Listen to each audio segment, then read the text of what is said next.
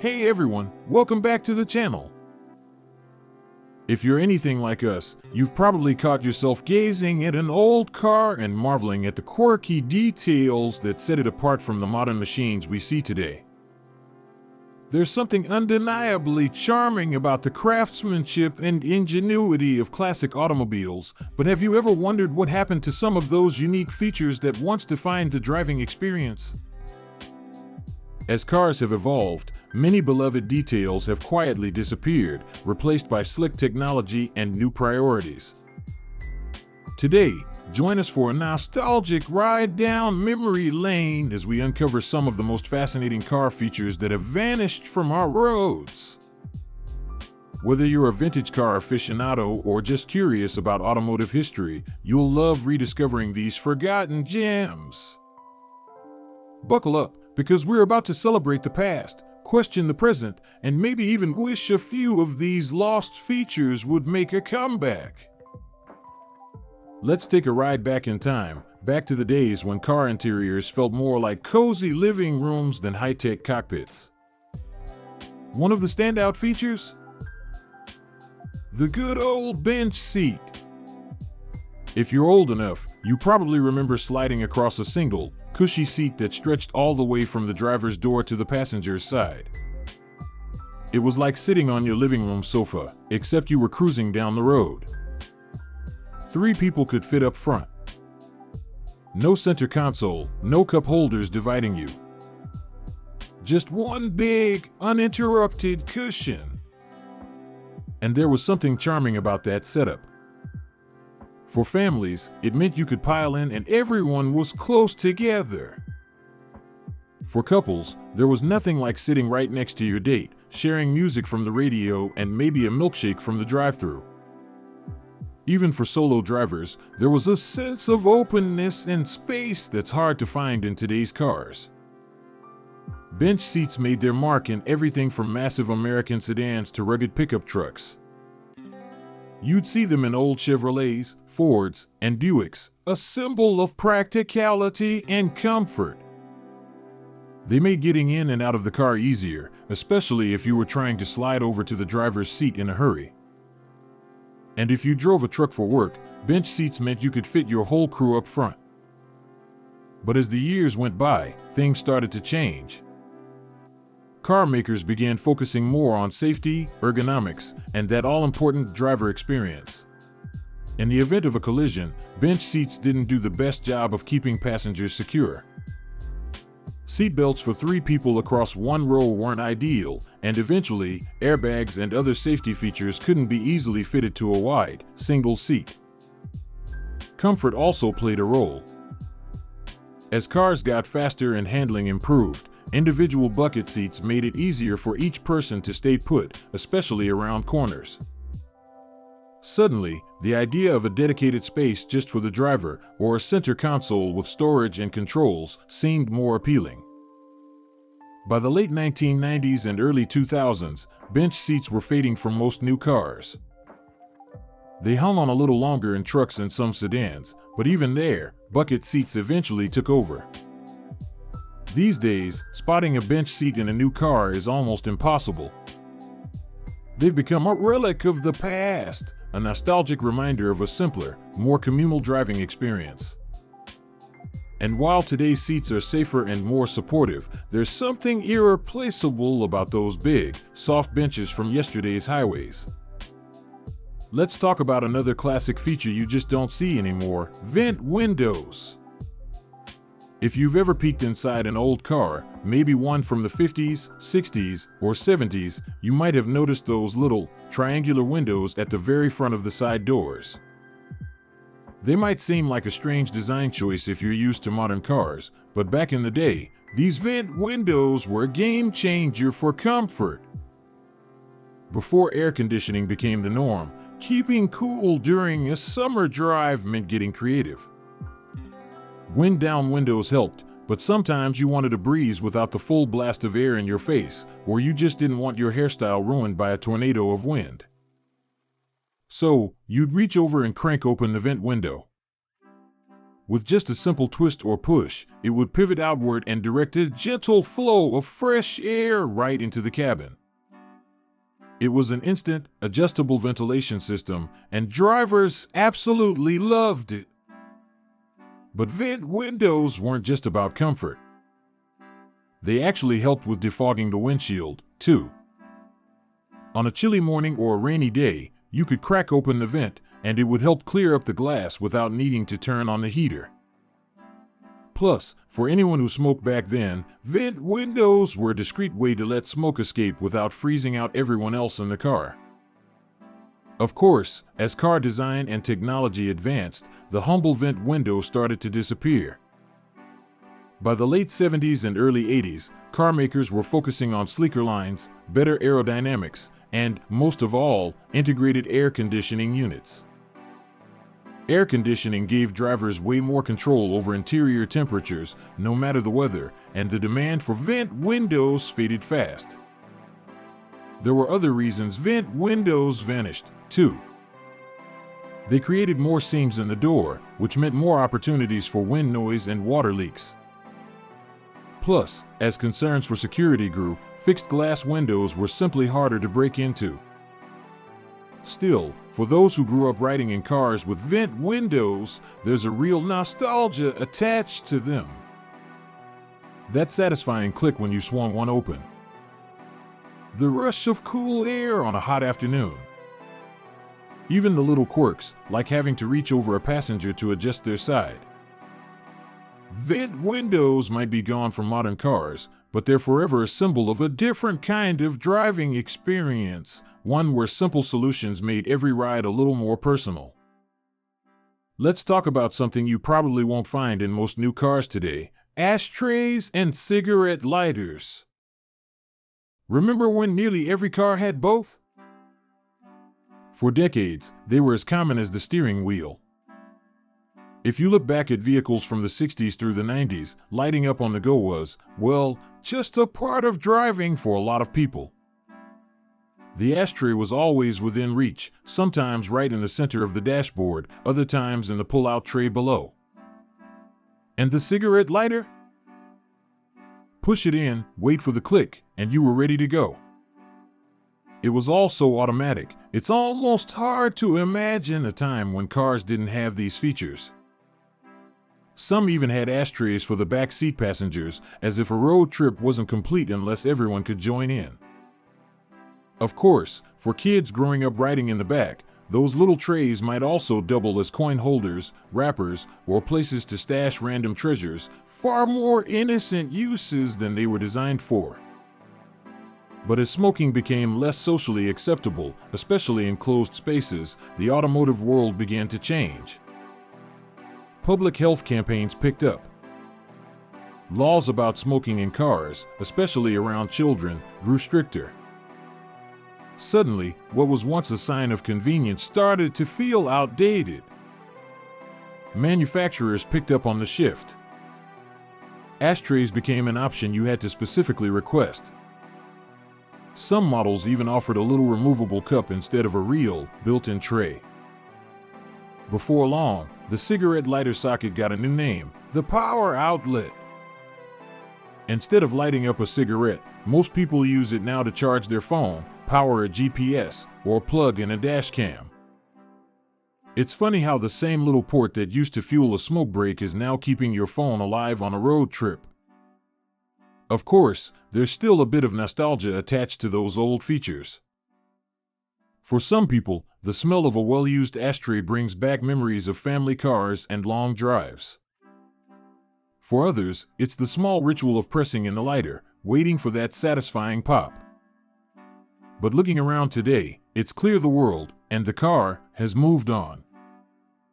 We're living in an age where cup holders, USB ports, and wireless charging pads are the new essentials.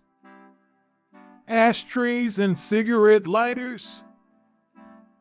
They're now relics of a different era, quietly replaced as our habits and priorities have shifted.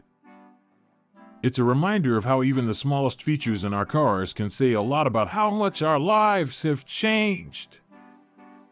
let's shift gears to a feature that sounds almost too wild to be true: in-car record players. Yes, you heard that right.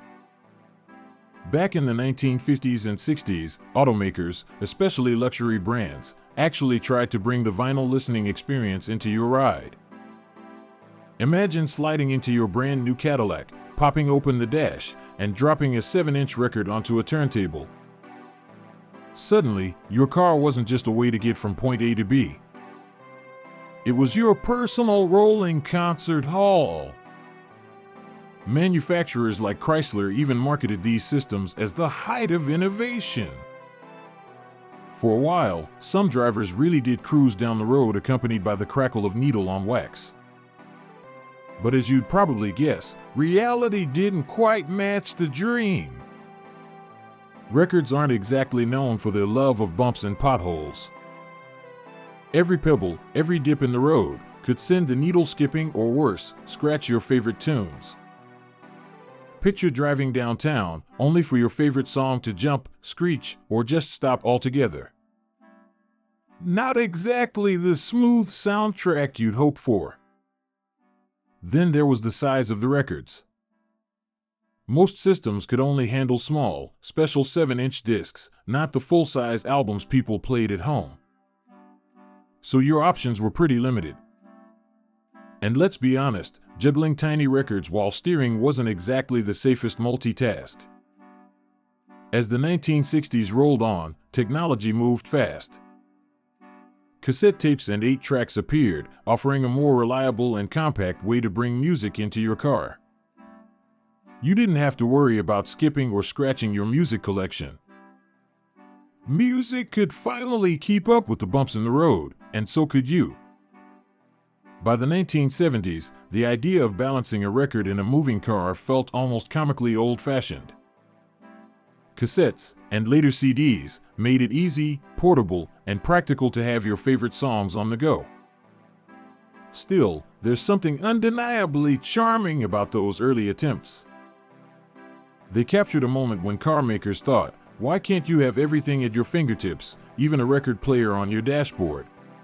It might not have worked out, but the in-car record player is a reminder of just how far automakers would go to set themselves apart and to bring the next big thing to their drivers. And who knows? Maybe that spirit of wild experimentation is exactly what keeps driving the future of car design.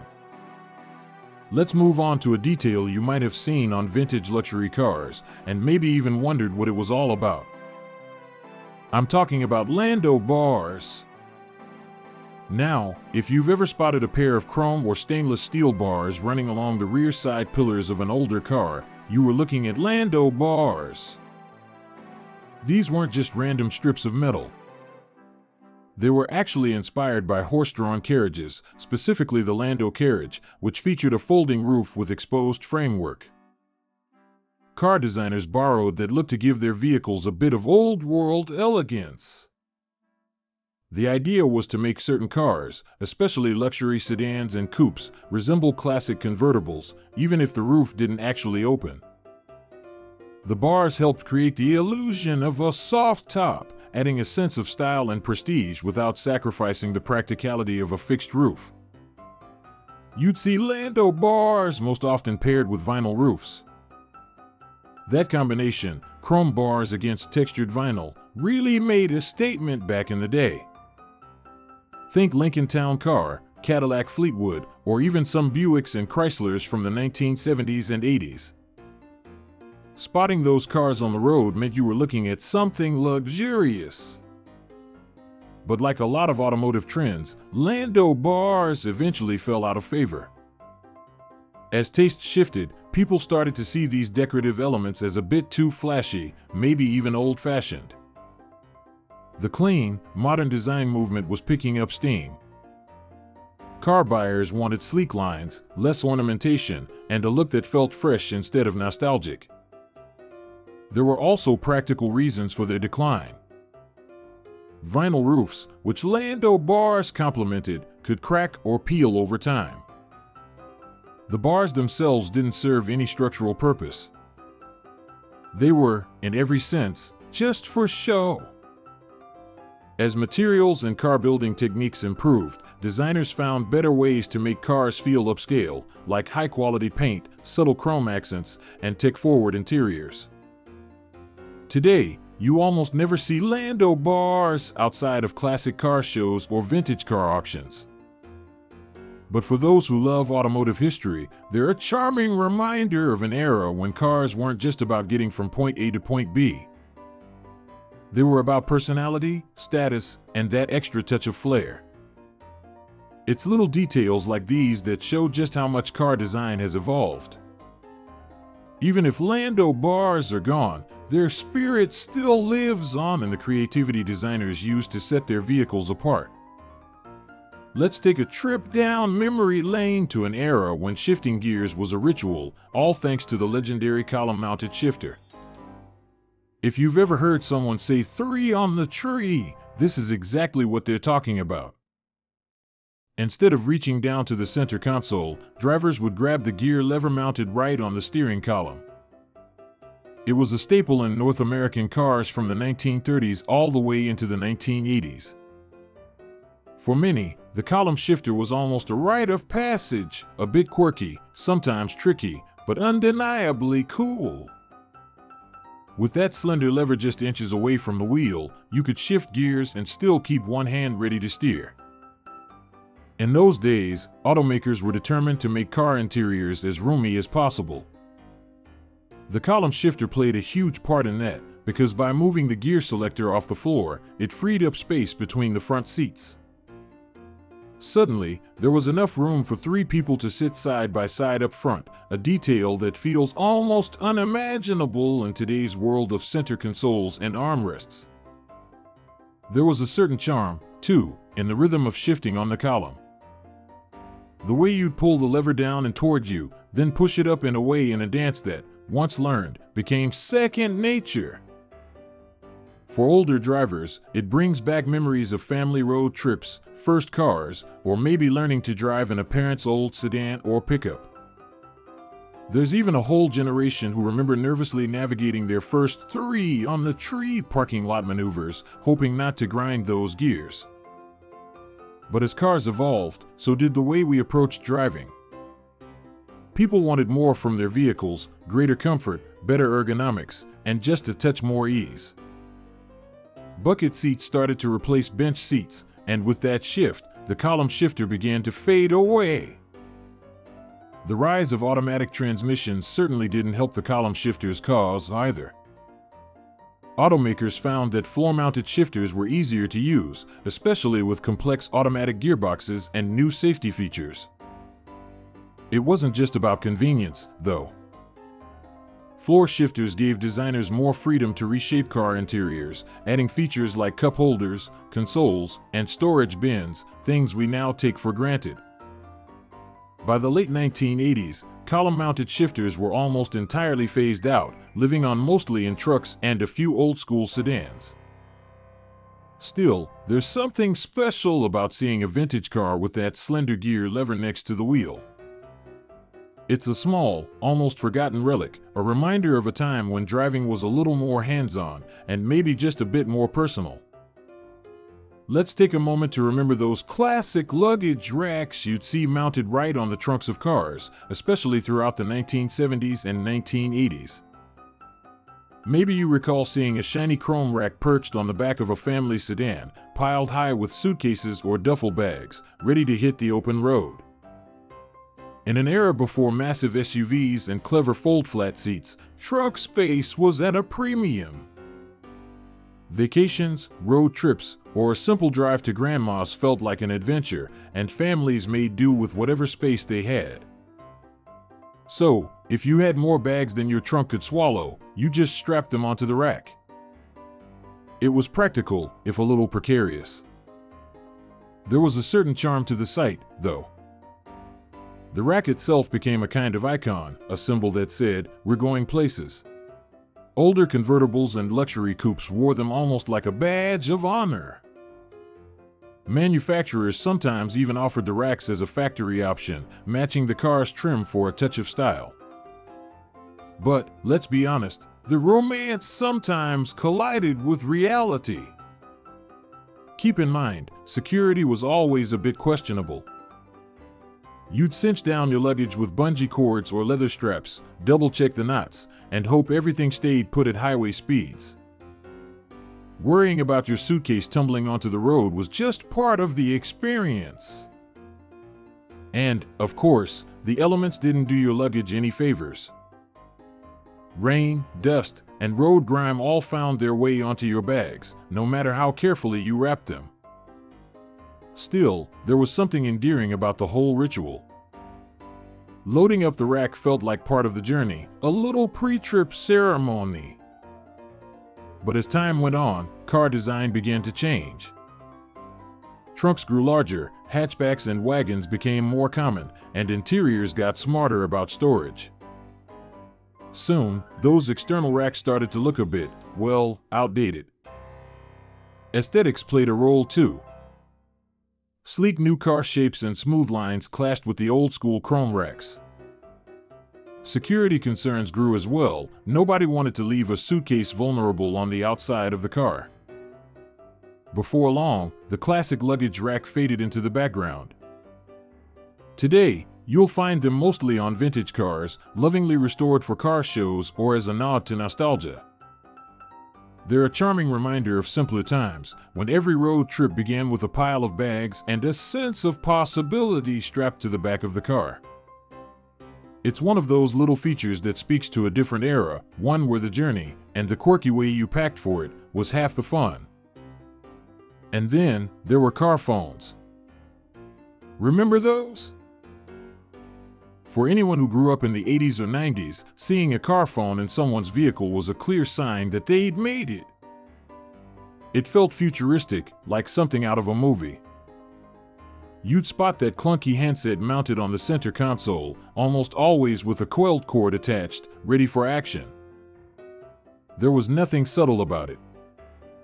The car phone was loud, proud, and absolutely dripping with status. If you had one, you probably remember the thrill of making a call while cruising down the highway.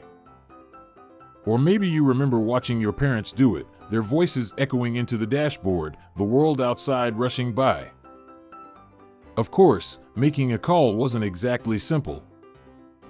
You needed a subscription, a strong signal, something you couldn't always count on, and you'd better hope your conversation was important, because those minutes weren't cheap. But none of that really mattered. Because having a phone in your car? That was cool. It meant you were available, connected, and a little bit mysterious. But, as with so many other features, car phones didn't last. Technology moved fast. By the late 90s, mobile phones started shrinking down, getting more affordable and more powerful. Suddenly, you didn't need a car phone at all. You just needed a phone that fit in your pocket. Car phones, once permanently fixed to the dash, now seemed bulky and unnecessary. They were always waiting for you inside the car, but now, your phone was always with you. And then came Bluetooth. With wireless hands-free technology, even the slight advantage of having a phone physically installed in your car vanished. Now, your own personal phone could connect effortlessly to your car's speakers. You could take calls, play music, and get directions, all without ever touching a cord. Just like that, the built-in car phone became an artifact of a specific time, a relic of that era right between the rotary phone and the smartphone. Still, there's something kind of charming about those old car phones. They remind us of a moment when in-car communication felt both sophisticated and a little bit daring. It was a glimpse of the future that, for a while, felt out of reach for most people. Now, we hardly even think about it. Our cars and our phones are more integrated than ever before. And the idea of a car with its own phone? That's just pure nostalgia, a reminder of a time when staying in touch from the road was anything but ordinary. And while we're on the subject of things you just don't see on modern cars anymore, let's talk about hood ornaments. You know, those decorative little sculptures that used to sit proudly at the very front of a car's hood? For decades, they were the ultimate symbol of status and elegance. Think about the iconic Spirit of Ecstasy on a Rolls-Royce or the Leaping Jaguar. Even more everyday brands, like Buick and Cadillac, had their own unique emblems gleaming up front. Some were simple, like a chrome badge, while others were true works of art, shaped like birds, arrows, or even animals in flight. They weren't just about branding. Hood ornaments became a way for car makers to show off their craftsmanship. There was something almost ceremonial about them. You'd walk up to your car, see that ornament catching the sunlight, and it set the tone for the whole driving experience. For a lot of people, the ornament wasn't just decoration, it was a point of pride. But as beautiful as they were, hood ornaments eventually became a problem. As car design shifted towards safety and aerodynamics, these proud little sculptures started to seem out of place. Manufacturers realized that, in the event of a collision, a solid metal ornament could pose a real risk to pedestrians. Regulations tightened, especially in Europe and North America, and suddenly those tall, bold hood ornaments started disappearing. Some companies tried to compromise. They designed spring-loaded or retractable ornaments that would fold away on impact. But eventually, even those weren't enough. By the late 90s and early 2000s, most new cars had done away with full-on hood ornaments altogether. Instead, car makers started embedding their logos directly onto the grille or hood, flush with the bodywork. It's safer and sleeker, but let's be honest, it just doesn't have quite the same grandeur. Today, if you see a car with a full-fledged hood ornament, it's almost always a classic or a high-end luxury model clinging to tradition. And for a lot of car enthusiasts, there's a real sense of nostalgia attached to these little pieces of automotive art. They remind us of a time when cars weren't just transportation, they were statements. A rolling blend of engineering and personality. And while modern cars may be safer and more practical, sometimes you can't help but miss the days when a simple ornament could turn your car into a true icon on the road. It's a piece of automotive history that's rare to spot, but impossible to forget. Let's talk about a feature that might just be the most iconic of them all: pop-up headlights. You know the ones I'm talking about. Those hidden gems tucked away in the bodywork, only springing to life when you needed them. If you ever saw a sports car from the 60s, 70s, 80s, or even the early 90s, there's a good chance it had these secretive, winking eyes. There's just something undeniably cool about them. You'd flick the switch, and with a satisfying whir or click, up they'd rise, transforming the entire front end of the car. Suddenly, it wasn't just a car, it was a character with a personality. Models like the Mazda RX-7, the Corvette C4, and the legendary Toyota Supra are just a few that wore pop-up headlights like a badge of honor. They became synonymous with speed and style, hinting at the hidden power beneath the hood.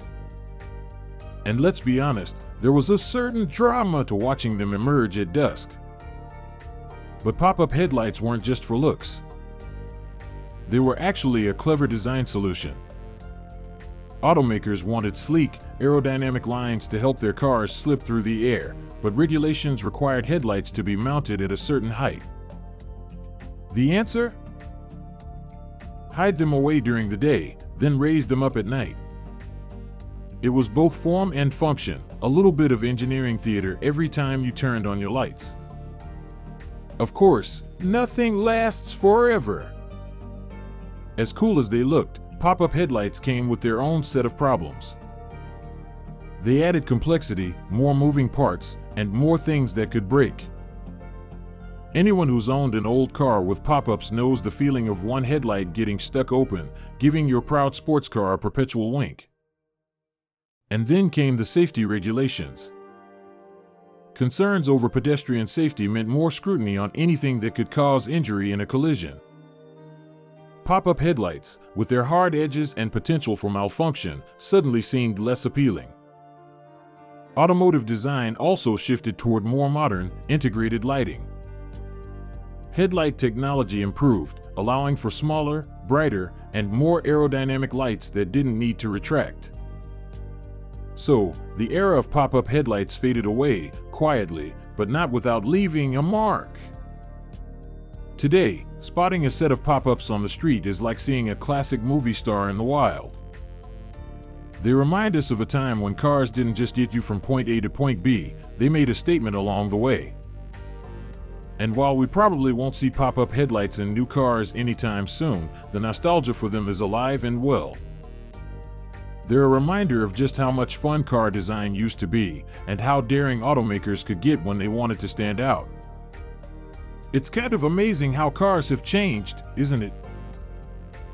Looking back at all these features, from bench seats and pop-up headlights to vent windows and hood ornaments, it really tells the story of how our relationship with cars has evolved.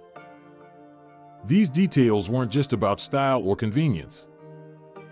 They reflected the culture, the priorities, and even the dreams of their eras. For some of us, these features spark memories.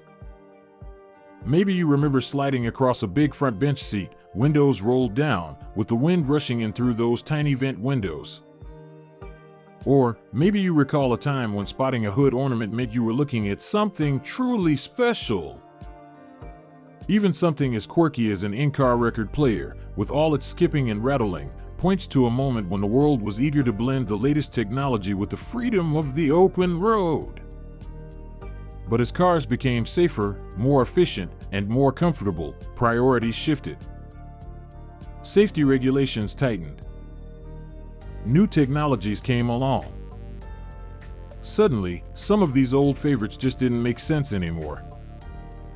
Ashtrays and cigarette lighters faded as smoking lost its social shine. Pop-up headlights were replaced with safer, sleeker designs. Even the humble luggage rack was left behind as car trunks grew larger and more secure. That sense of nostalgia, though, is powerful. These features remind us of a time when driving felt a little more hands-on, maybe even a little more personal. You had to engage with the car in ways that modern vehicles, with all their screens and sensors, don't always require. There's something charming about the quirks, like fiddling with a column shifter or flipping open a vent window to catch a breeze on a summer night.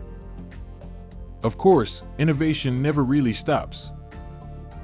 Cars today are packed with features we couldn't have imagined even a few decades ago. Navigation at your fingertips. Music streaming from your phone. Advanced safety systems watching your every move. It's all designed to make life easier, safer, and more connected. But even as we look forward, it's fun, and maybe important, to look back every now and then.